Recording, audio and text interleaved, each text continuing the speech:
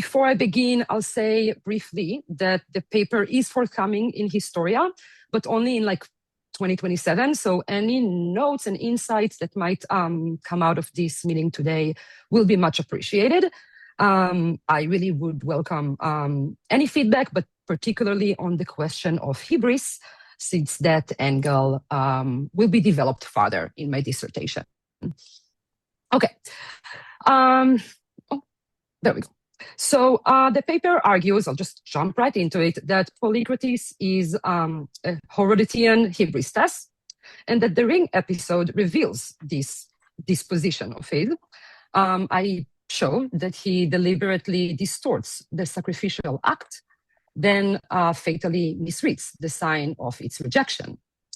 Rather than misperforming the ritual, Polycrates consistently refuses submission, and it is this patterned refusal of limits that aligns him structurally with Xerxes. But I'll begin with a kind of zoom out moment with a more familiar idea, the mutability of fortune in Herodotus. So the repeated reminder about the fragile state of a mortal's success is largely meant to culminate as the explanation of Xerxes' fall. But we have two additional storylines in the histories that illustrate this topos as well. And one is Croesus' story, and the other, of course, is Polycrates' narrative, which is also well known for its fantastical elements. As most of you probably know, a lot has been written about the similarities between these narratives. And today I'll just highlight a decisive trait that both Polycrates and Xerxes share. So they are both hybristae, and as such, they belong in a different category than Croesus. People have talked about Croesus' hybris in the past, and I have my own thoughts about that. I'm happy to talk more about it in the Q&A. But for now, while Xerxes' hybris is pretty well established, both by modern scholars and Herodotus himself in the mouth of Themistocles in Book 8, and of course, Aeschylus's Persians, it is Polycrates' hybris that is more elusive and I think requires careful reconstruction. So we all know the story, but I will go over it again very briefly. Having established himself as the sole ruler of Samos, Polycrates enjoys a continuous string of successes. His Xenos Amasis of Egypt notices Polycrates' exceptionally good fortune, and out of concern for his friend, he imparts some wisdom in a letter, which I'll read right now. So think carefully and find your most prized possession, that which it will grieve your heart the most to lose, and then throw it away, so that it will never again reside among men. If then your successes do not come mixed with misfortunes, do again as I advised you, and you will be healed. So Polycrates heeds the advice. He chooses a ring, casts it into the sea. A few days later, a fisherman comes to the tyrant wishing to share his impressive catch. And when the fish is opened, that very same ring is found inside. Polycrates accepts the ring, recognizing the divine hand in this miracle, and he writes to Amasis about this event, when in response, the pharaoh immediately sends a messenger to terminate the Xenia. At this point, the narrative appears to end without resolving the ominous predictions concerning Polycrates' fate, which were made earlier in Book 3, in passage 40, and in passage 43. Only much later, some 80 passages on, in what seems at first to be an unrelated narrative, Herodotus comes back to Polycrates. He reports that Oroetes, the satrap of Sardis, fostered a hatred towards Polycrates. He lures the Samian tyrant into Magnesia, where Polycrates is assassinated. And before departing Samos, Polycrates' daughter begs him not to go based on a prophetic dream she claims to have had, but she is ignored, and Polycrates indeed dies a death so terrible, Herodotus allegedly refuses to describe it. So on the first reading, the narrative leaves us with more questions than answers, right? Like, did the ritual work? And if it did, why did he die and why so gruesomely? But if the ritual didn't work, why is that? And how should we understand the ring's return? So I seek to answer these questions through a close reading of Herodotus' passages on Polycrates set within a broader context of Greek politics and religion. Okay, so here's my roadmap for today. I begin by showing how Polycrates minimizes the loss by reshaping Amasis' instructions. Then I show how he turns the sacrifice into a display rather than submission. The ring's return is read then as a signal of divine refusal, not favor. And this patterned refusal of limits defines Polycrates. I show that this casting of Polycrates as a hybristic by Herodotus is meant to recast him outside of Greek norms. And this will finally also come into a parallel with Minos to speak about contemporary Greek politics at the time and how it's all related. Okay. So my analysis will begin with the close reading of Herodotus's book 3, passage 41. This is the passage that describes Polycrates' execution of Amasis' advice. The passage is crucial because it is here that the ritual is not merely attempted, but reshaped.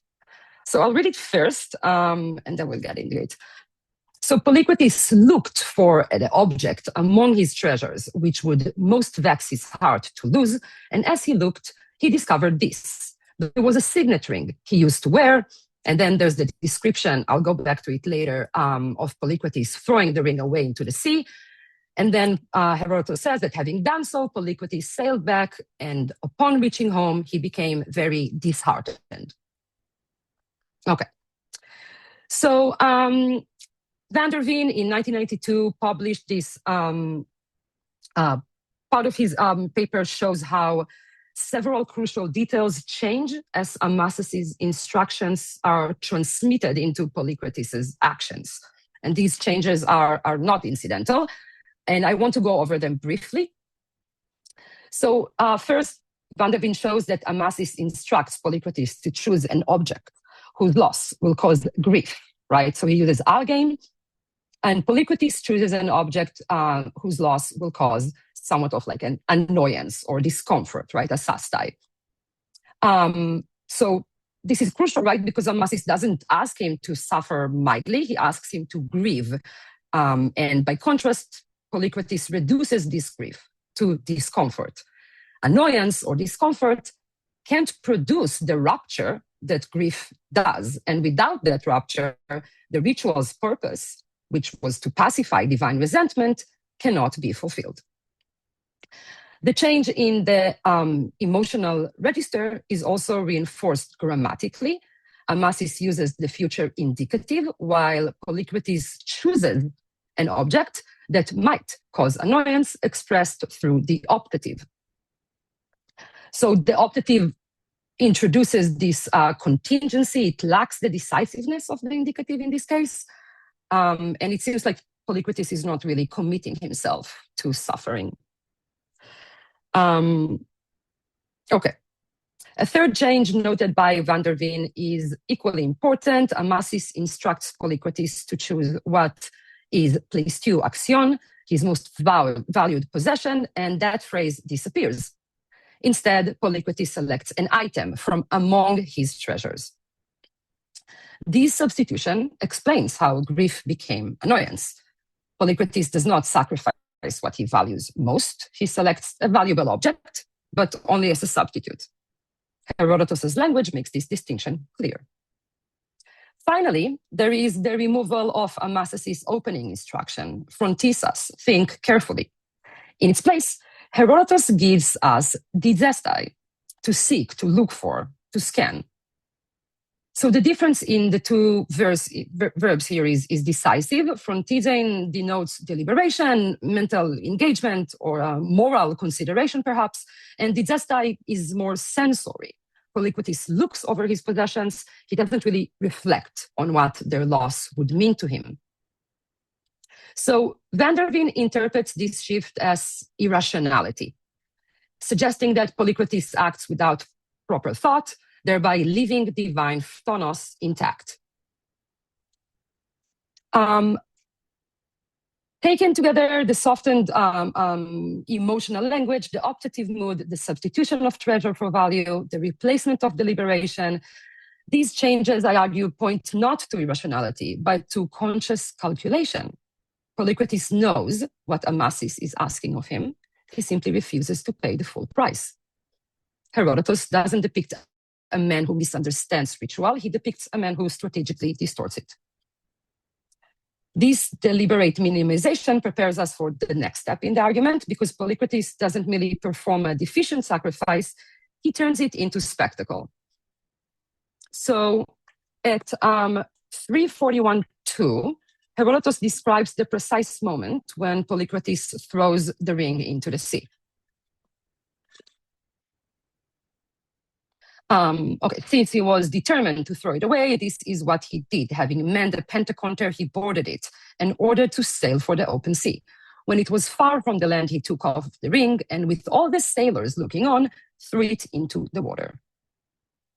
So the interesting thing here to me is that Herodotus's emphasis on the sailors' gaze, I think it's striking, because Amasis had said nothing about witnesses, nothing in the advice required an audience.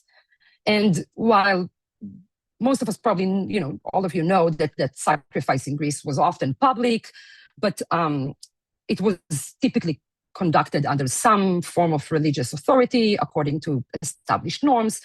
And Polycrates' ritual is personal. It was meant to avert divine resentment directed specifically at him.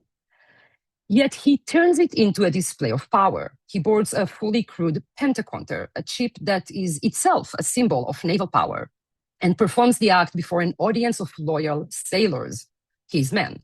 The ritual becomes spectacle of Polycrates' tyrannical power. Now, Deborah Bodecker has shown that when a Herodian tyrant arranges a spectacle for others to see, it is almost always an attempt to manipulate perception, to control how power is viewed and understood. And although Bodecker does not discuss Polycrates, his behavior fits her model very closely. When a spectacle is arranged by a tyrant, as here, it is usually unsuccessful, she shows. The failure may take different forms, but it often involves reversal. Something meant to demonstrate control instead exposes vulnerability. And in Polycrates' case, the ring's return functions precisely in this way. Bodecker further notes that when a spectacle is arranged for the tyrant to see, he is typically deceived. And Polycrates' later encounter with Herodotus provides a clear example. The Persian satrap stages a display of wealth, uses counterfeit coins, and lures Polycrates into his island, then murders him. Spectacle then is not neutral in Herodotus, it is dangerous, especially for tyrants who mistake visibility for mastery. Polycrates' affinity for spectacle deepens his parallel with Xerxes too. Xerxes is repeatedly depicted as a spectator. In Book 7, at passage 44, he watches his army assemble, a display of overwhelming force, and the scene is immediately followed by a conversation with Artabanus that, like Amasis' advice, emphasizes the instability of human fortune and connects it explicitly with hubris. Later, and more famously, Xerxes watches the Battle of Salamis. From his elevated vantage point, he believes he sees victory, but he misreads the situation, failing to recognize Artemisia's deception. Herodotus makes the point explicit. Xerxes' spectatorship is hybristic. He resembles Zeus watching the Trojan War from Mount Ida, a godlike position assumed by a mortal. This has been noted before. It's not my idea. Bodecker wrote it, and others too. Polycrates' position on the pentaconter is smaller in scale, but structurally similar. In both cases, the ruler places himself above others, assumes the authority of vision, and mistakes seeing for knowing. The tyrant's attraction to spectacle can be understood through the concept of visuality, the way visibility structures social life.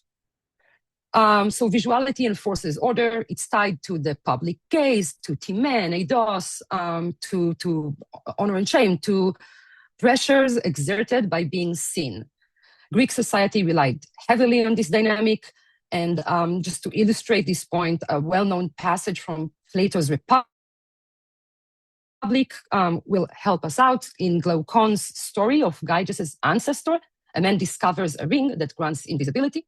Once freed from the public gaze, he commits murder, seizes power, and Glaucon draws a pretty bleak conclusion that one is never just willingly, but only when compelled to be. No one believes justice to be a good when it is kept private, since wherever either person thinks he can do injustice with impunity, he does it.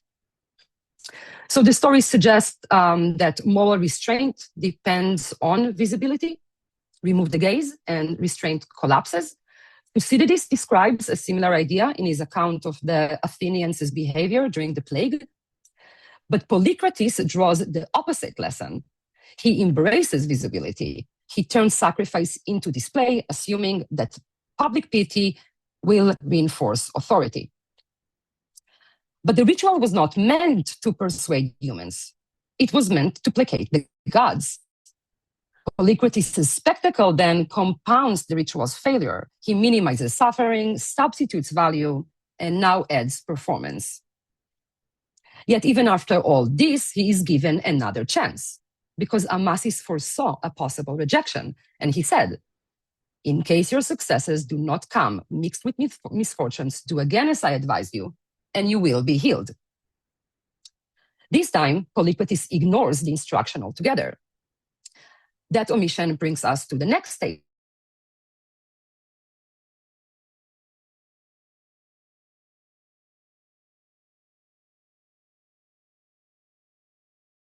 It follows that the return should not as divine approval, but as rejected sacrifice. A category surprisingly little attended discussions of this episode. The most systematic treatment of rejected sacrifice by Fred Naidine's 13 monograph, his framework here. So Naidine distinguishes between three types of failed ritual: neglect, sacrifice, and rejection. Neglect occurs when a ritual is omitted or performed incompletely, often through forgetfulness. Sacrilege is more severe. It involves a conscious violation. For example, when Odysseus's men slaughter the cattle of Helios, knowing that they shouldn't. So in both cases, the failure stems from a human error in the ritual's execution. Rejection is different. In cases of rejection, the ritual is performed correctly in procedural terms, but is nonetheless refused by the gods. And Naidine distinguishes degrees of rejection, and he gives the reasons for each one. I'll focus on severe rejection, the harshest form, and which occurs when the worshipper violates fundamental nomoi or challenges divine time. And in such cases, rejection responds not to a technical fault, but to an attitude that dismisses divine authority or ignores divine warning, which I guess can be said is the same thing. So the part is that severe rejection isn't final. In Herodotus, Naidine identifies a reoccurring pattern of sin, curse, failed sacrifice, followed potentially by atonement through suffering and further sacrifice. So it shows how repetition matters. And Polycrates fits this pattern remarkably well, even though Naidine himself doesn't discuss him at all. Polycrates violates multiple nomoi. He raids even his own xenoi, serious transgression. He sends Samian opponents to Egypt to die, fighting for Cambyses. And when they survive and return with Spartan support, he threatens their wives and children. So these are not isolated acts of cruelty. They form a pattern of tyrannical overreach. Most importantly, Polycrates murdered his own brother, Pantagnatus. And this last act is crucial. From a religious perspective, murder produces miasma, requiring purification before reintegration into the community. Kinslaying is even more severe. It invokes the ironies and represents one of the gravest violations of divine and human law. So if we take fratricide as Polycrates' primary sin, his extraordinary good fortune, so often remarked upon in the narrative, functions as the curse in Nadine's sequence. It inflates his confidence, encourages access, and dulls his responsiveness to warning. The ring, intended as a pharmakos, a substitute meant to absorb grief, becomes the failed sacrifice. And when the ring returns, Polycrates misunderstands its meaning. Rather than recognizing rejection and repeating the ritual as Amasis had said, he accepts the ring as confirmation of divine favor. Okay, so this failure is, I skipped a line. So what matters is the structural implication of that clause, right? Amasis assumes that loss must be periodically integrated into success, whereas Polycrates refuses that premise. And the failure is critical because in a dense framework, the repetition is the only path to reconciliation after rejection. So Polycrates is given an opportunity to try again and he refuses it. And in doing so, he confirms that the problem lies not with the ritual, but with his attitude. So at this point, a natural question arises. If the ring was insufficient, what should Polycrates have sacrificed? So Van der Veen suggested that Polycrates should have sacrificed his power. And this proposal is suggestive, but difficult to operationalize, in my opinion, because Greek ritual doesn't really offer clear precedents for sacrificing political authority. And Van der Veen doesn't really specify how such an offering might be made. Instead, I suggest a more concrete and perhaps disturbing answer. Within Greek and mythic ritual paradigms, the offering that guarantees genuine loss is not an object, but a human life, most often one's own child.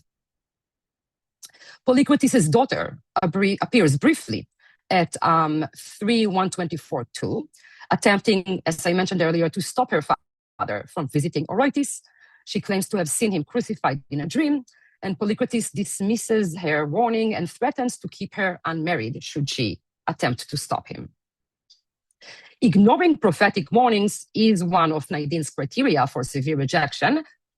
Moreover, the sacrifice of one's child represents the ultimate offering, one that guarantees grief and acknowledges divine supremacy. Two myths illustrate this logic clearly. So we have the familiar case of Agamemnon and Iphigenia, in which Agamemnon is compelled to sacrifice his daughter in order to appease Artemis. Whether Iphigenia is ultimately sacrificed or replaced by a doe does not diminish the ritual logic of this episode. What matters is not the outcome, but Agamemnon's willingness to relinquish what he values most, just like in the biblical binding of Isaac. It's the same idea. An even closer parallel to Polycrates' situation appears in a story about King Midas and his son Anchises. So following a devastating earthquake that left a chasm in the earth, Midas consults an oracle and he is instructed to throw his most prized possession into this abyss. Midas and his people respond by pouring gold and silver into the chasm, and women add their finest garment, but the earth remains open. It was only when Anchises, Midas' son, recognizes that no material offering could equal the value of a human life that he throws himself away into the abyss, and the chasm finally closes. So the story is pretty explicit in its lesson, right? Wealth cannot substitute genuine loss. And both the Midas and the Polycrates models expose Polycrates' mistake, right? He treats sacrifice as an exchange rather than submission. And he substitutes wealth for loss. In other words, the narrative points in two directions at once, toward what Polycrates himself values most, and toward the scale of loss the gods require in order to accept a sacrifice. So in her helpline talk this past February, Liz Irwin, who is luckily we have her here too, emphasized Polycrates' phronemata, and her argument usefully foregrounds the cognitive dimension of this episode. Those phronemata reveal is not merely misevaluation, but they expose a disposition that refuses the logic of submission itself. So the ring returns, the sacrifice is rejected, Polycrates continues uncorrected toward destruction. And at this point, the question is no longer whether Polycrates fails in any single instance, but how Herodotus conceptualizes the disposition that underlies this behavior. What we have seen is not an isolated misjudgment, but a consistent pattern. Polycrates minimizes loss in ritual, he transforms sacrifice to spectacle, etc., etc. And across these contexts, the same logic holds. He refuses to accept limits, even when those limits are explicitly imposed. And it is this consistency that now calls for a different kind of explanation, which is where the concept of hybris becomes indispensable. So two modern studies are essential here, Nick Fisher's 1992 monograph and Douglas Kearns' 1996 article, which responds to Fisher. So Nick Fisher's influential account defines hybris primarily as a serious assault on another's honor, one that provokes anger and demands retaliation. This model has been enormously productive, especially for interpersonal contexts, and it explains well why figures such as Xerxes, for example, right, emerge so clearly as hybristae in Herodotus. Fisher has also defended this view recently in the 2025 collection called Hybris, Ancient and Modern. I have that reference in a second. I'll show you. At the same time, Fisher explicitly resists treating hybris as a religious category. And he does not include Polycrates among Herodotian hybristae. He dismisses the ring episode as folkloric rather than diagnostic. And this exclusion is problematic for me.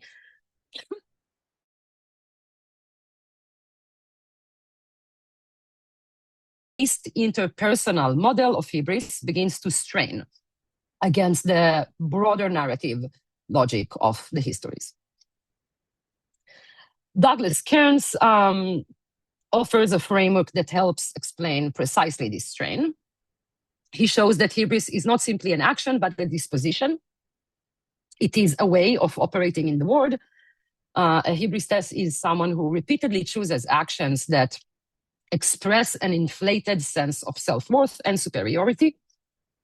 And crucially, Kearns links this dispositional hybris to the language of thinking big, megaphronein. And like Fisher, Kearns too reinforces these ideas in the same 2025 publication here. So this framework is especially well suited to Herodotus and Polycrates in particular. Both Fisher and Kearns turn to the conversation between Xerxes and Artabanus in Book 7 to define Herodotian hybris. Kearns stresses the emphasis on disposition. So first, Artabanus warns Xerxes that the divine does not permit anyone but itself to think big. And later he associates hybris explicitly with the desire for expansion and excess.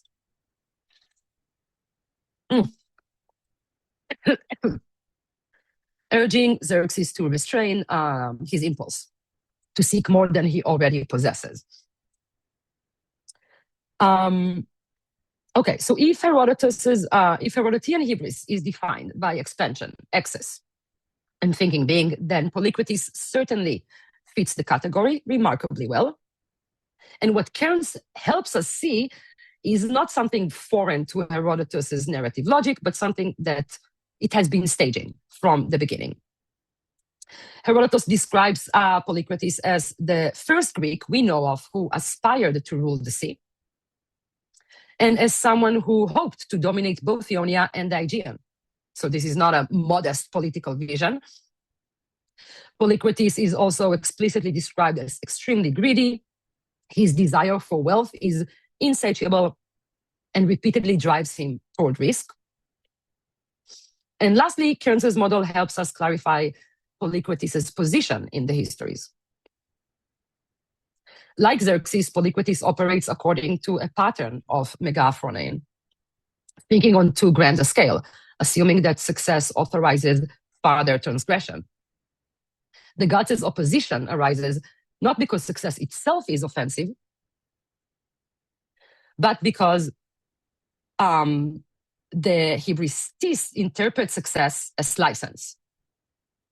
This reading aligns closely with Nadine's emphasis on attitude in cases of rejected sacrifice. Polycrates' ritual fails because it emerges from the same disposition that drives his political and personal behavior. Okay. Herodotus' language at Polycrates' death reinforces this interpretation. When Polycrates is crucified, Herodotus remarks that his death was neither worthy of himself, and I have phronemata here, but some reason I'm suddenly remembering megalopropeia, but check me on that. The idea, though, that it's not only his ambition, but his mindset, his designs, thoughts, expectations. And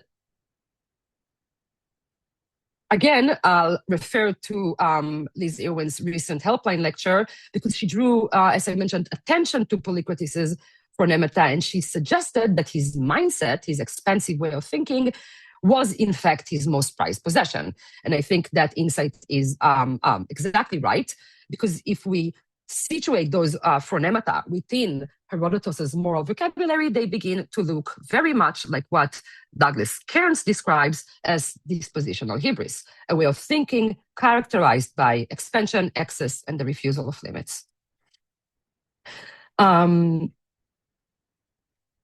Okay, so Polycrates' conduct, his ambition, his greed, refusal to accept loss, persistent thinking big, aligns him closely with the pattern of hybris articulated elsewhere in the histories, above all in the figure of Xerxes. Yet, this conclusion raises a further problem. Because I'm sure some of you have... oh, I lost one of my AirPods. There we go. I'm sure some of you have argued, if not read at least, that hybris in Herodotus is so often associated with non-Greeks and imperial rulers. But if that is the case, why does Herodotus invest so much energy in constructing a Greek tyrant as a hybristes at all? So the answer I suggest is that Herodotus does not fully treat Polycrates as Greek. Rather, he systematically distances him from Greek norms, religious, familial, and political, so that Polycrates can function as a full hybristes without destabilizing Greek identity. First, Emily Katzenholt has shown that Polycrates is the only Greek in the histories whose fraternal relationships deteriorate into violence. Greek brothers in Herodotus are otherwise portrayed as cooperative, reconciled, or at least restrained. And by contrast, hostile and or destructive sibling relationships are characteristic of non-Greek rulers. Polycrates' relationship with his brothers begins amicably, quickly worsens when he exiles one and murders the other. And Katzenholt observes that this narrative pattern appears only once more in Herodotus, in Xerxes' relationship with his own brother. The movement from fraternity to violence marks Polycrates as operating according to non-Greek moral logic. And in this respect, Polycrates is aligned, not with Greek political norms, but with the behavior Herodotus elsewhere attributes to imperial rulers. This distancing is also reinforced geographically. As Catherine Clark has shown, Samos occupies a liminal position in Herodotus's spatial imagination. It appears to both Greeks and Persians as a dangerous edge of the familiar world, beyond which power becomes unstable. And Polycrates' conduct reflects this liminality. His seizure of islands, his enslavement of captives from Lesbos, and his use of forced labor all prefigure Persian imperial practices, most notably the exploitation of subject populations for monumental projects such as the Athos Canal. At the same time, those actions also anticipate Athenian imperial behavior later in the 5th century. Polycrates thus becomes a deeply unsettling figure, a Greek tyrant whose conduct resembles both Persian Empire and, unfortunately, uncomfortably, maybe unfortunately too, Athens' own future. Okay, so this helps explain why Herodotus goes to such length to cast Polycrates as un-Hellenic. Herodotus' narrative consistently privileges Athenian political institutions over autocratic rule. And Herodotus' Ionian identity complicates this matter. Many scholars have noted before, Herodotus' treatment of Ionia is marked by deep ambivalence. He repeatedly expresses frustrations with the Ionians' inability or unwillingness to secure their own freedom. The Ionian revolt, the most coordinated act of resistance, is famously described as an archaikakon. So Philip Statter has shown that Herodotus models his account of the Ionian revolt on the failed Samian revolt of 440-439, an event that remained politically sensitive for Athenian audiences. This revolt was from the Athenian Empire. And again, Liz Irwin in 2009 has shown she sharpened this political dimension by shifting attention from Herodotus' personal attitudes towards Ionia to his intended audience, which she argues was primarily Athenian. In her reading, Herodotus' treatment of Samos and of Polycrates in particular cannot be separated from the memory of the Samian revolt and its aftermath. Although Athens ultimately prevailed, the revolt was protracted and costly, and as Thucydides notes, Samos came close to defeating Athens altogether. This historical proximity complicates any celebration of Samian power. Irwin therefore suggests that Herodotus' interest in exalting Greek institutions over tyranny is shaped not only by moral preference, but by political prudence. Polycrates' magnificence must be neutralized. And in this way, her analysis helps explain why Polycrates must be rendered un-Hellenic. Only then can his fall serve as a cautionary example without unsettling Athenian claims to legitimate authority. So once Polycrates has been separated from Greek ethical and political norms, Herodotus can relocate him within a different comparative framework, one that reaches beyond history and into myth. And it is at this point that Minos of Crete becomes essential. This comparison is not imposed from outside. I'm sure you all remember Herodotus invites it himself in book 3 at 122.2, when he says that Polycrates was the first Greek we know of who aspired to gain control of the sea, my typo, aside from Minos of Knossos, of men in what we call the human era. Polycrates was the first. So Herodotus doesn't really elaborate on this comparison, but the juxtaposition is suggestive, and Herodotus does refer to Minos again in 2 other passages, both of which help to deepen this parallel. So at 171.3, Minos is described as extraordinarily successful in war, having conquered extensive territory and enjoying remarkable good fortune. Later, at 7171, Herodotus recounts Minos's death in his pursuit of Daedalus. Minos arrives in Sicania in Sicily and dies a violent death. So these passages form a narrative arc that closely resembles Polycrates' own. Both Minos and Polycrates are described as the first to rule the sea, both enjoy exceptional success and expansion. Both are marked by eutoukia, a term that in Herodotus frequently signals impending danger, and both die violently away from home on an island not under their own control, and not in battle. So their ends expose the instability of thalassocratic dominance and reinforce Herodotus' insistence that no form of human power escapes divine constraint. And there's also a deeper structural similarity.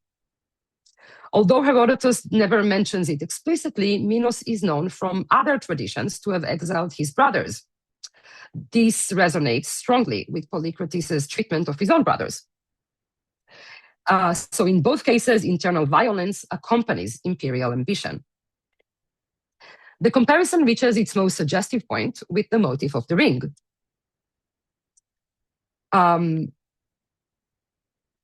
In Bacchylides' Ode 17, where is it? There we go. Minos challenges Theseus' claim to divine descent by throwing his ring into the sea and daring the Athenian to retrieve it. Theseus dives in, enters the realm of Poseidon. He is welcomed by Amphitrite, and she bestows him with divine gifts. He returns triumphant. Crucially, the ring is not recovered, because Minos is not the true master of the sea. Theseus is. Athens is. The myth casts Polycrates' ring episode in a new light. Like Minos, Polycrates throws his ring into the sea. But unlike Theseus, Polycrates relies on luck rather than divine legitimacy when the ring returns. Polycrates interprets the event as confirmation of his power, while in fact it signifies the opposite. It marks rejection, not recognition. It denies Polycrates the status he assumes, the rightful mastery of the sea. Where Theseus' descent confirms divine favor, Polycrates' recovery of the ring exposes his hybris. By aligning Polycrates with Minos, Herodotus places him within a typology of rulers who mistake domination for entitlement and success for divine endorsement. But the comparison does something farther. In Athenian imagery, Minos is not a model of legitimate power, but a defeated thalassocrat, ultimately surpassed by Theseus. To align Polycrates with Minos is therefore to diminish him, to recast his power as illegitimate. The comparison with Minos completes the unhellenification process by placing him within a narrative tradition in which maritime domination is subject to Athenian overthrow.